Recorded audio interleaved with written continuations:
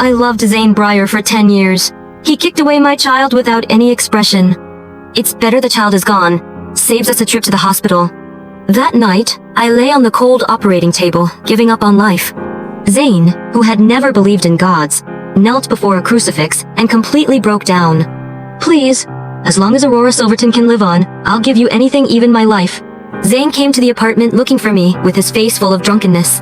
Aurora, I have a child now. I subconsciously touched my belly, which felt empty. I almost forgot that I also had a child before, forcibly terminated by Zane when it was 3 months along. My eyes became vacant, and I sat on the bed, motionless and silent. Zane hated this lifeless appearance of mine. He often said, Aurora, this is what you owe me. Why do you feel wronged? Tonight, he was probably very drunk.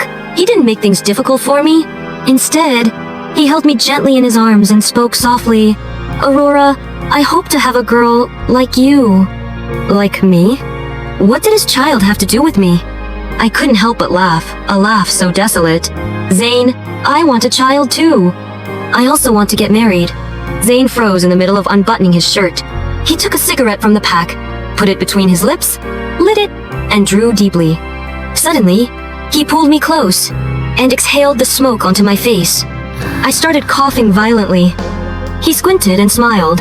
You think you're worthy? After saying this, Zane walked off calmly. I sat at the window with a pale face, from the long night until dawn. The next day, I arrived at work, and was greeted by an unwelcome visitor.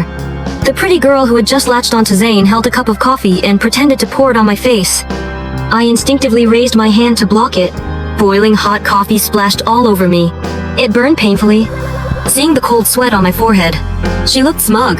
Miss Silverton, if you try to seduce Zane again, next time it won't be coffee. This wasn't the first time one of Zane's women had warned me. In the past, I would retaliate.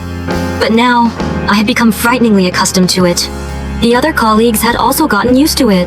When a woman came to see me specifically, they would gather around, gloating over my misfortune. Because everyone looked down on me. In their eyes, I was Zane's secret lover in the company, someone to be hidden. But they didn't know that Zane and I were each other's first loves. We were together in high school,